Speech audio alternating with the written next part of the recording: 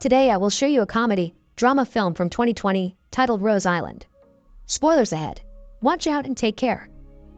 In November 1968, in the city of Strasbourg, Jean-Baptiste Thomas arrives at the Council of Europe, ready to start his working day. After noticing a weirdly shaped car in the parking lot, he enters the building and finds a sick man lacking winter clothes waiting at the bench, so he asks the guard Gary about him. Gary explains the man is Italian engineer Giorgio Rosa, who has been here all week, and the weird car belongs to him too. Giorgio claims to be the head of a state, has brought a file for the council to see and won't leave until they do. In order to get rid of him, Jean makes a big deal out of accepting the file from Gary and taking it to the office with him, but as soon as he enters the room, he throws it in the trash. He changes his mind, however, when he notices the file has the UN logo on it. After reading what is on it, he urgently rushes Gary to send Giorgio to his office so they can grant him an audience. Giorgio requests their help to save the island he's built, but since Jean and his co-worker are skeptical, he begins telling his story from the beginning. A year ago, in Bologna, Giorgio is at a bar with his best friend Maurizio Orlandini and other classmates celebrating their graduation from college. He leaves the celebration behind though, when he suddenly sees his ex-girlfriend Gabriella and decides to invite her to have a drink with him. Giorgio asks her about her boyfriend, who she is having a rough time with, and is surprised to hear they've been together for 3 years, which is almost as long as Giorgio has dated her. He thinks Gabriella's dad likes this guy, which frustrates him because the man has always hated him. So Gabriella has to remind him the only reason why her dad hated him is that Giorgio made his TV explode and never apologized to either of them.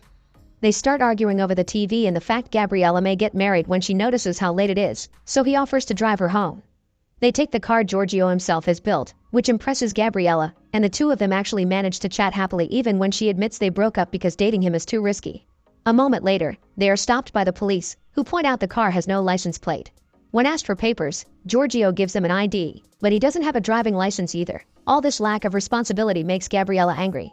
After checking his records, the police find out Giorgio also has a criminal record, a flying ban to be precise, because he tried flying an unregistered plane he built himself too. When an officer gets in his car to confiscate it, Giorgio freaks out, so he gets arrested and spends the night in jail. The following morning, he's bailed out by his father Elise Rosa, who wishes his son acted normal. He's found a job for Giorgio, engineer for a very famous motorbike racer, but Giorgio isn't happy with the idea, so after a very sarcastic "thanks," he gets out of the car and leaves his dad behind. Next, he goes to see Gabriella, who is teaching a class about natural law and how things that are legal aren't always right. When she sees him enter the classroom though, she cuts the class short after only 10 minutes so she can talk to him in private. She's furious because now she has a record, and that may bite her in the rear when she tries to get tenure. Giorgio's apology is lackluster and he'd rather talk about the moment they had in the car, but Gabriella turns him down, saying that he isn't a genius, that his inventions only get everyone in trouble, and that if he wants a world without rules he should build his own. Giorgio doesn't get it's a metaphor and actually considers the idea. 3 months later, Giorgio has accepted to work for the motorbike racer, although he hates it because it doesn't challenge his mind. While holding a sign for the racer to know about a change in strategy, he gets distracted by a billboard showing an oil platform, which inspires him with a brand new idea. However, this also means the racer doesn't get to read the sign and ends up crashing, so he punches Giorgio in the face for it. Sometime later, Giorgio goes to visit Maurizio, who is trying to convince his father that it was his employees that have been stealing money from the company, when it's actually been him. In private, Giorgio tells him he wants to build his own island, and since a natural one is impossible, they can build one with metal following an oil platform design. They can go to international waters too, that way nobody will have the power to stop them. Maurizio doesn't hesitate to join the project, since he's tired of working for his father's shipyard. The next step is going to see how an oil platform is built, and they learn they use around 30 pillars of reinforced concrete foundation and an underwater concrete injector. All this plus the workers they would hire would require an insane amount of money, and to make the matters worse, they would need a special cargo ship to transport all the pillars. But Giorgio gets an idea and he shows it to Maurizio with a small metal flask in his bathtub. Steel does float if you hollow it. They could transport hollow pillars to the location of their choice by making them float behind a boat, and once they get there, they can fill them with water to make them sink again. They try the plan a few days later after Maurizio gets the money by stealing from his dad again, and it works, even if Giorgio does get scared for a moment thinking his friend may have sunk with the pillars. Back in the present, more and more council members keep appearing in the office, fascinated by the story. They're a bit skeptical to hear these two guys transported some pillars, installed them on the seabed, and built a giant platform without getting anyone's attention. Giorgio explains that they didn't, but only at first, then goes back to his story. To be an independent island, you need to have your own fresh water, so they successfully install a drill that provides them with it. The giant drill tower gets the attention of the Coast Guard, who thinks their tower is a transmitting antenna used for the illegal occupation of public airwaves. But as soon as they explain they're just drilling for water, they're left alone, since that's not illegal. Sometime later, when the platform is finally done, Maurizio returns with the workers to the mainland, but Giorgio decides to stay his first night on the new island. Only he, the sea, a radio, and some coffee. Things go well at first, but soon it starts raining, which Giorgio thinks he can avoid by standing under his beach umbrella. However, in the middle of the night, the light rain becomes a full storm with tall waves that keep hitting the platform and a strong wind that blows away his umbrella. It's during this storm that a boat approaches the island asking for shelter, and that's how Pietro Bernardini, a castaway welder, becomes the first resident. Back in the present, Giorgio's little meeting has become a full audience with the entire Council of Europe. A secretary is introducing the ministers to residents of the island. After talking about Pietro, he brings up Wolfgang Rudi Neumann, a PR manager for beach clubs. He lost his German citizenship when he deserted from the army, but since he entered Italy illegally, he doesn't have an Italian citizenship either. He's stateless. Returning to the story, Rudi is shown working at a club when he overhears the news about two guys building an island, so he decides to visit them. After hearing their explanation about building a new world, Rudi accepts to stay as the island's PR manager and begins promoting the place as a tourist destination. Soon the news of a lawless place reaches all of Europe, and people from all over come to the island to party. The timing is perfect too, because 1968 is the year of a series of riots in France that everyone wants to escape from. Rudi even tells Giorgio of Esperanto, which they adapt as the island's official language and rename the place from Steel Island to Rose Island, which Maurizio doesn't like very much because it leaves him out. The island becomes so big and famous that they start appearing on the news, and that's how Franca learns about them. After discovering she's pregnant and understanding she can't tell who the father is because she's had too many flings, she goes to the island and demands a job as a bartender. The men give her the job, getting excited because her baby will be the first native island resident.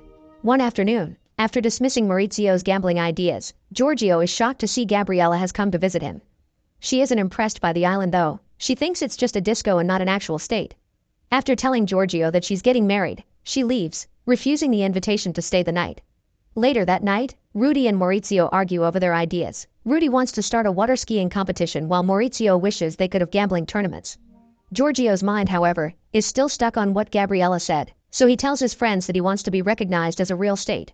They have currency, stamps, postal service, and an official language. The only thing they're missing is a government.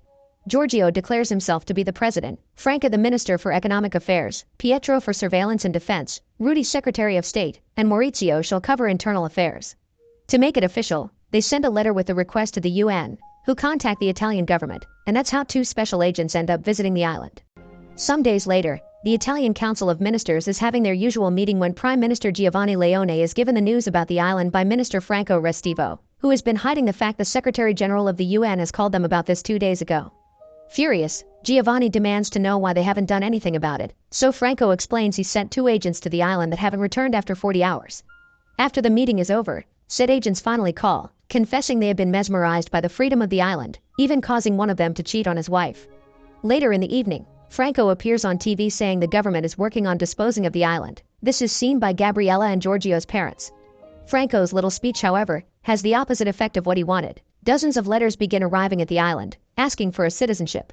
Sometime later, Giorgio returns to the mainland to have lunch with his parents, but Elise doesn't let him buy him a lobster because he worries the money the island is making may be illegal. Giorgio invites them to come and see the island, but they turn down the offer with a silly excuse.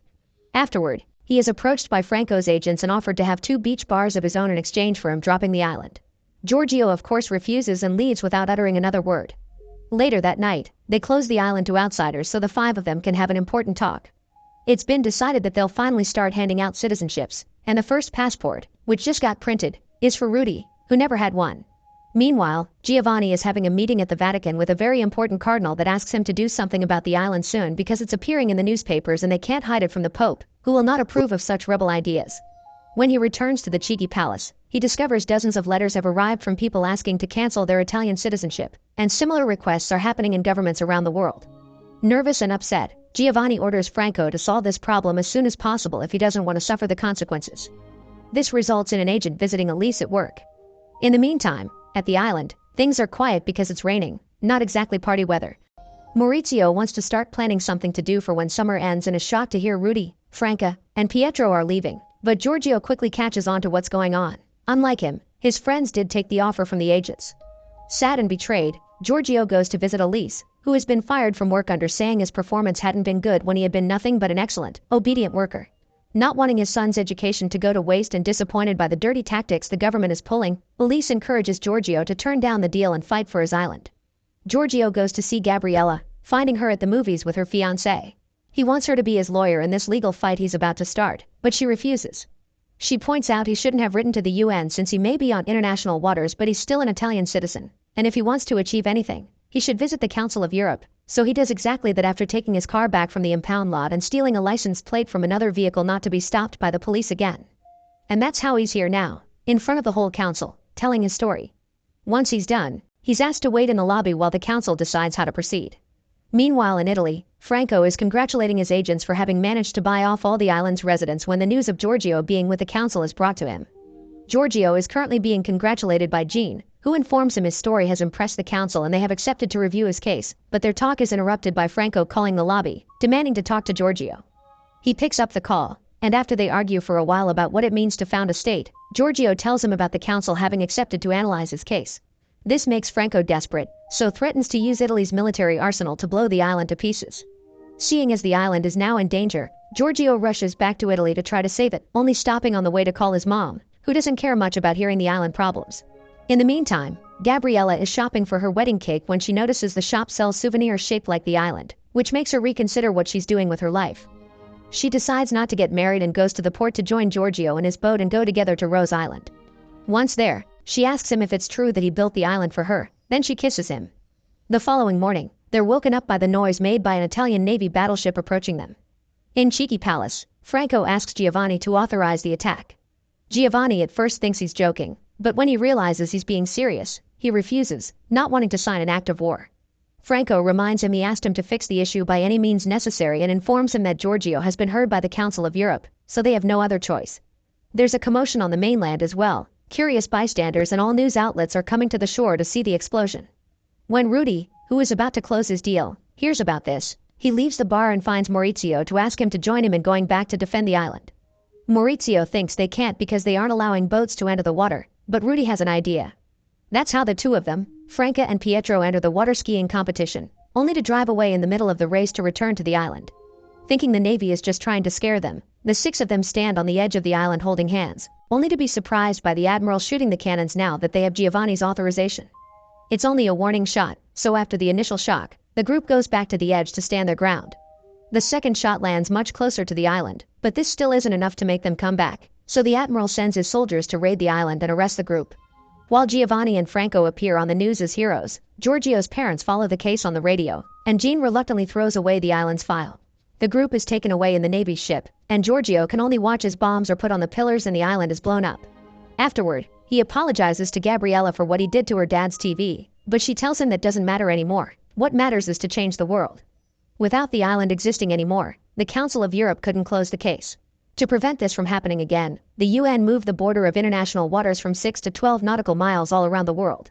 To this day, the destruction of Rose Island remains the only invasion perpetrated by Italy. Giorgio and Gabriella got married and lived together for the rest of their lives.